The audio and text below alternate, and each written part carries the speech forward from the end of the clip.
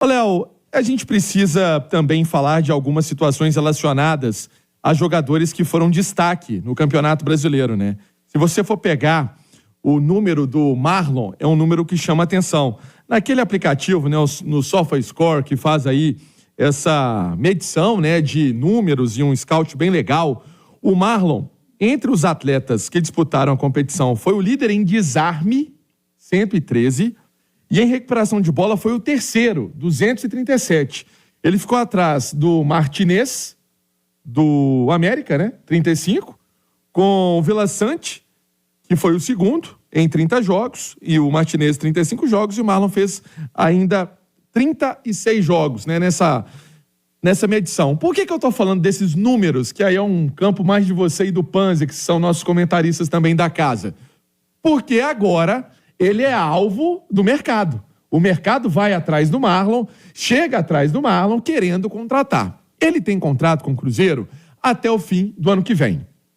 Chegou ao Clube Celeste com uma possibilidade de retornar ao Brasil, porque era um desejo também dele. Ele estava no Ankaragucu, da Turquia, que foi até o Panzi que me ensinou a falar o nome desse time turco difícil aí, e ele veio mais para uma retomada de carreira e conseguiu. Na época, o Grêmio e o Cruzeiro disputam a contratação do Marlon e o Marlon faz a opção pelo Cruzeiro.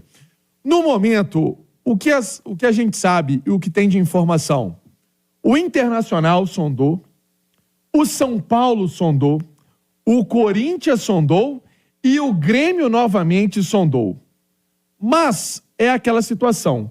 Para uma saída do Marlon, Léo, ouvintes da turma do bate-bola, ele teria que primeiro gostar dessa proposta, né? Quem cuida da carreira dele, o próprio Cruzeiro, e algo para fora. Eu acho que para o mercado interno, sinceramente, é um jogador que está feliz, é um jogador que tem aí a sombra do Kaique, né? O Kaique é uma sombra hoje para o Marlon e está pedindo passagem, inclusive, precisa jogar, né, para estar valorizado, né, para estar na vitrine de um jogador jovem que tem essa idade também de maturar. Então, essa é a situação. Uma negociação para o Marlon é se chegar algo de fora para o Cruzeiro aceitar. Um dos destaques, ou alguns destaques do Cruzeiro nesse ano, sem dúvida alguma, as duas laterais. O William, a gente já sabia que era muito bom tecnicamente, a gente lembrava do William no Internacional, mas sofrendo muito com problemas físicos, e o Marlon chegou com uma incógnita. Quando apareceu no Fluminense, todo mundo, opa, tem um bom lateral. Saiu cedo, deu uma sumida, porque, como você disse, o Ankaragucu da Turquia não é um Galatasaray, não é um Fenerbahçe e tudo, mas voltou para o Cruzeiro. E, Du, se a gente tivesse que elencar o melhor jogador do Cruzeiro no ano, talvez o Marlon seja um grande candidato. Eu acho que as duas laterais, o gol, o Rafael Cabral fez uma temporada muito boa, cometeu algumas falhas, principalmente cobranças de faltas, mas foi um cara muito importante. O Rafael Cabral nessa reta final foi um dos mais importantes para o Cruzeiro, com defesas que deram pontos. As duas laterais, o Bruno Rodrigues, todos esses chamaram muita atenção. Páreo duro ali, Marlon e o William, os dois fizeram uma temporada muito boa. E, Léo, a dificuldade do Cruzeiro é o mercado mesmo. A turma sabe que o Cruzeiro hoje tem uma limitação financeira. Falamos isso aqui durante a semana, né? Às vezes o Cruzeiro tem dinheiro para contratar, mas não tem dinheiro para manter. O Cruzeiro olha para o mercado, eu tenho dinheiro para contratar aquele cara, mas o clube X está oferecendo 3 vezes mais de salário. Eu não vou conseguir cobrir. E as equipes chegam, ou pelo menos sondam, eu imagino, os atletas hoje do Cruzeiro que foram destaques, muito nesse sentido. Olha, vai ser difícil tirar o atleta do Cruzeiro, mas vamos fazer uma proposta de dobrar o salário, triplicar o salário, vamos deixar o cara balançado. É a estratégia que o mercado usa e que eu acredito que outros clubes estejam usando, não só para o Marlon, mas com outras equipes, outros jogadores, o próprio Bruno Rodrigues. As ofertas salariais, eu acho que são a grande dificuldade, né? A oferta salarial que o Cruzeiro tem tido para a manutenção do atleta, para convencer o Bruno a ficar. E com outros jogadores vai ser a mesma coisa. Enquanto o Cruzeiro passar por esse momento de reacerto, de reconstrução financeira, ele vai ter muita dificuldade. Mas o Marlon é do clube, né? Tem contrato. Tem contrato até o final de 2024. Isso facilita muito, tá adaptado, gosta do ambiente, gosta do clube, gosta da cidade, isso conta muito. Mas a gente não pode negar que uma oferta salarial, às vezes, ela pode ser irrecusável. Talvez não seja o caso, mas o Cruzeiro tem que ficar sempre alerta quanto a isso. O Cruzeiro não está se movimentando, não, Pance, já pensando com o próprio Marlon, por exemplo, porque no meio do ano pode assinar um pré-contrato com outro time. Exatamente. Desculpa até te interromper, mas era só para pegar essa linha de raciocínio do porque o que faz sentido hoje para o Cruzeiro numa renovação do Marlon é de um encaminhamento realmente de uma renovação por conta de meio do ano estar aí, e aí ele pode acertar com qualquer clube que ele quiser. Só que pesa uma coisa, é o seguinte: se ele, por exemplo, saísse agora, né, para algum time nacional, porque eu descartei muito time nacional, mas conversando até com uma pessoa aqui agora, para ele sair do Cruzeiro, teria que ser algo muito legal, por exemplo, numa troca. Você tem um jogador X, eu tenho o Marlon. Esse jogador X me interessa muito, e eu tenho o Kaique que eu tô precisando pôr para jogar, um exemplo. E aí eu vou dispor de um cara que foi líder em desarmes, em tudo aquilo que eu citei, para ter um jogador que eu não tenho ele no elenco, numa troca, e aí, por exemplo, que seja uma valorização salarial para ele, enfim, que isso possa acontecer no mercado nacional, muito mais numa troca, né? Agora, esse pensamento também de uma renovação contratual pensando no fim do ano é pertinente, porque em junho ele já pode assinar um pré-contrato, como o Cruzeiro contratou o Zé Ivaldo, por exemplo. Por ter o Kaique, essa troca pode partir do Cruzeiro? Tem uma pausa dramática aí, Pance. Pode acontecer, né? Porque é uma posição que o Cruzeiro tem um reserva muito bom. E que seria bom que desse, né, mais minutos para o Kaique. O Kaique está pronto para jogar. Pelo menos eu considero assim, às vezes que ele entrou em campo, e ele foi muito utilizado agora, recentemente. A gente viu o Marlon sendo substituído em alguns jogos para o Kaique entrar. Ele é um jogador que está pronto, maduro, muito bom ofensivamente, muito forte, um jogo ofensivo muito forte, e é um ativo do clube, né? O Cruzeiro precisa colocar esses ativos em campo, na vitrine, porque a gente sabe da real condição. Por isso que eu perguntei, às vezes pode partir até do próprio Cruzeiro. Nesse momento, nós temos o Kaique, é diferente da lateral direita. A lateral direita é o William, ponto. A lateral esquerda é Marlon e Kaique. Pode partir do Cruzeiro, eu estou precisando de um primeiro volante. Eu estou precisando de um meio-campista. Eu vou lá no Botafogo e ofereço uma troca. Eu vou lá no Corinthians e ofereço uma troca. Eu tenho uma peça para oferecer que tem números excelentes. Fez uma grande temporada, que é o Marlon. Não sei, é só uma suposição. Eu acho que o caminho seria o normal, né? O Cruzeiro até querendo dar espaço para o Kaique, mas como o Marlon terminou muito bem, ele tem contrato, talvez o Cruzeiro... Terminou bem, não. Começou bem, continuou bem. Jogou muito bem, né? Foi muito regular. O ano do Marlon foi muito bom. Mas tendo o Marlon com contrato até o final de 2024, não há por que o Cruzeiro extrapolar alguma coisa. Eu imagino que o Cruzeiro vai procurar o Marlon para uma renovação. Até mesmo porque se for negociá-lo, o jogador que está com contrato com você mais longo, ele fica mais valorizado na hora que você vai negociar. Só que o Cruzeiro também tem um planejamento de que, olha, 2024 ainda vamos com o Marlon, mas para 2025 nosso lateral vai ser o Kaique.